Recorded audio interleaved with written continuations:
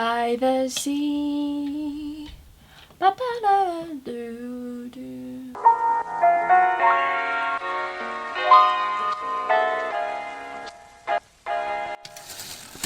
Hello my dudes, welcome back. It is extremely hot in here, so if I'm sweating buckets, that's why. Also, fun fact, I've already filmed this video once and the lighting was absolutely horrible. So this is what I painted last time. As you can see, I put quite a lot of effort in. So just imagine, I mean, it's not great, it's on the worst canvas in the world, but just imagine that I'm putting the same amount of effort into this one, okay? Anyway, how are we all doing? I am pretty good at the moment. Can't lie. Okay, I can't open this. I've been watching a bit of stand-up recently. I've been rewatching the, you know, the James Acaster Netflix special, which I love. Like, I have watched that so many times, and even though like I know all the punchlines are coming and everything, it's just so good. I also had a dream a few nights ago that I met him, and I woke up really happy, like, oh wow, I've met James Acaster, but then I realised it was a dream, so yeah. But I also watched, what's his name? I think it's Daniel Sloss. I watched his Netflix special called Jigsaw, which I feel like I've seen it sort of recommended quite a few times, and it was so good. Like, I would really recommend watching that as well. It's very different from Acaster, but incredibly eye-opening. Like, it was funny, but it was also, he made so many good points about relationships. It's kind of based on this metaphor that your life is like a jigsaw, and you know, there are different pieces, and that all the different pieces represent different sort of parts of your life, like family, friends, hobbies, work, etc. And then there's a middle piece which is missing. That's kind of what you're searching for in life, and that's what drives you, etc, etc.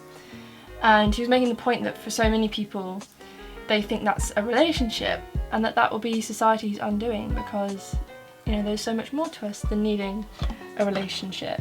Oh my god, yeah, he said something which totally linked to, you know, my video about turning 20 and what I'd learnt this year. He said, like, you have to love yourself completely before you get into a relationship, because let's say you love 20% of yourself and then someone comes along and they love 30% of you, you're gonna think, wow, like, they're amazing, they care for me so much. But in actual fact, it's just because you've set your standards so low that, you know, if you love yourself 100%, whatever prospective partner comes along, they're gonna have to love either at least 100% of you or more. I don't know, I just thought that was really interesting and really good, and I would recommend watching it. So I was reading my diary last night, and I was reading passages from, I don't know, like a few months ago, and it was so sad. I can't, like, it's just so sad that I felt that way about myself. I felt like the most disgusting creature roaming the world, and I feel so much happier than I did right then. So I don't know, if you're feeling down at the moment, it gets better, I promise. But recently I've just been doing stuff that I actually enjoy doing. You know, TikTok, oh my god, yes, TikTok can be like such a dangerous rabbit hole, for sure. But actually, it has been really motivational for me, because I see people doing loads of stuff that I want to do, like the longboarding, for instance, which, you know how I said it was going, really well, and that I was getting better with every day that passed, I was getting a little bit better. I take it back, I take it all back. This already looks terrible. I don't know if anyone's ever heard of dissociation disorders. I don't know why you wouldn't have, but then there's no reason why you should. Wait, I want to find a definition, because I don't want to just be chatting shit. This is from the Mind website. If you dissociate, you may feel disconnected from yourself and the world around you. For example, you may feel detached from your body, or feel as though the world around you is unreal. It's a way that the mind copes with too much stress, such as during a traumatic event. And like, for some people, it's really bad, like they can't remember stuff. Like, there'll be gaps in their life where they can't remember stuff. So I've read a lot of what people have to say about dissociation, and I really don't want to say that I've experienced it, because I've never been diagnosed. but I really recognise a lot of how I feel sometimes within the symptoms. Sometimes I'll be lying in bed and it'll be like my limbs are being inflated with air and that I have no control over them. Hey, I'm just editing this and I realise I was just making absolutely no sense whatsoever, so I'm just going to clear a few things up. The reason why I brought it up in the first place is because I was just talking about my diary and being in a bad place, which reminded me of feeling like this. But I felt like this pretty much on and off all the way through my teenagehood, especially after my granny died and then moving to London and stuff like that. My cat wants to be here as well. The only way I can describe it is it's like I'm underwater, or like I'm sort of treading mud. You know those scenes in films where like the protagonist is at the party and then like all of a sudden the music goes like really zhoo, like in there. Do you know what I mean? Well, that's what it's like on and off, and it just lasts a really long time. Oh, there's not much more to say than that. As I said, some people get it a lot worse, so yeah. I have an extreme problem with like existential thinking. It really scares me that I don't matter. I remember once in physics we were learning about the galaxy or something space related, and it kind of dawned on me how utterly insignificant and inconsequential and minuscule I am, and it terrified me. Like a lot of people find the fact that we don't matter a comfort, but instead it just completely freaked me out.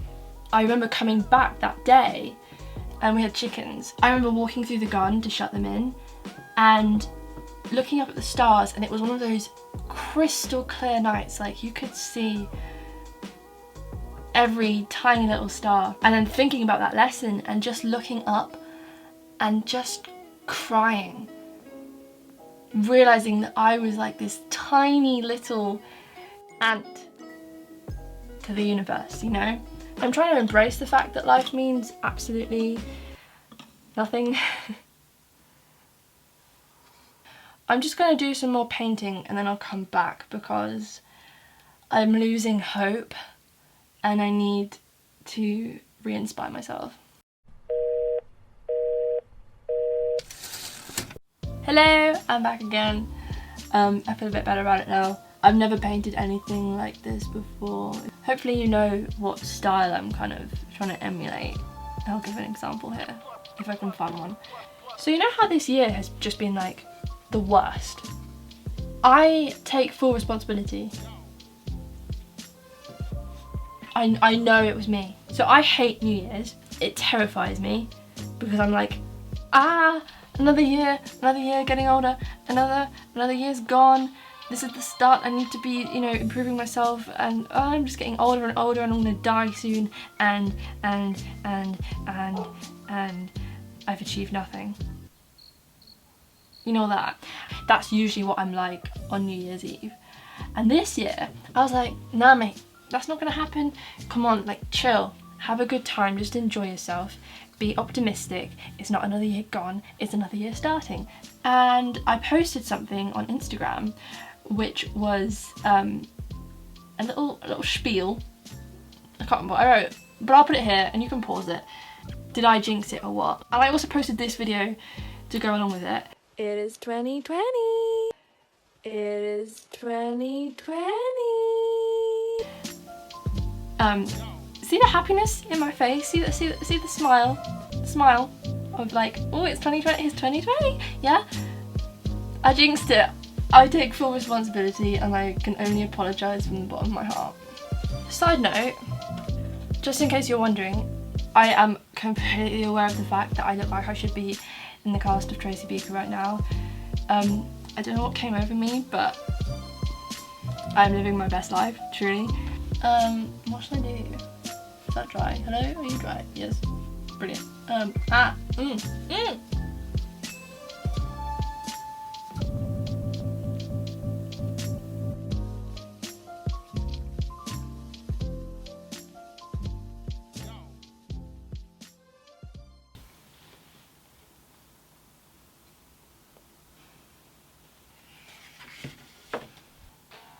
all my days. I have gold paint. I don't know where to put it. Everywhere. Everywhere. It's just gold. Gold. Very exciting. Are you ready? This is so damn sexy. Oh, yes. Please no one take this audio out of context.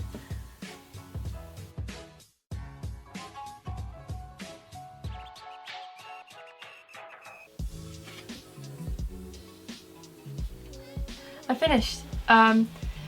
Yes, it is overwhelmingly underwhelming. I feel like it'd be cool on a t-shirt.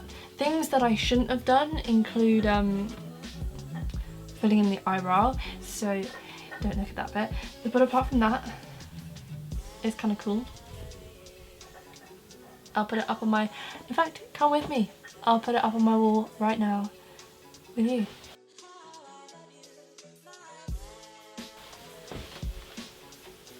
Thank you so much for watching. Please comment, like, subscribe. I love hearing from you, and I'll see you in the next one. Bye!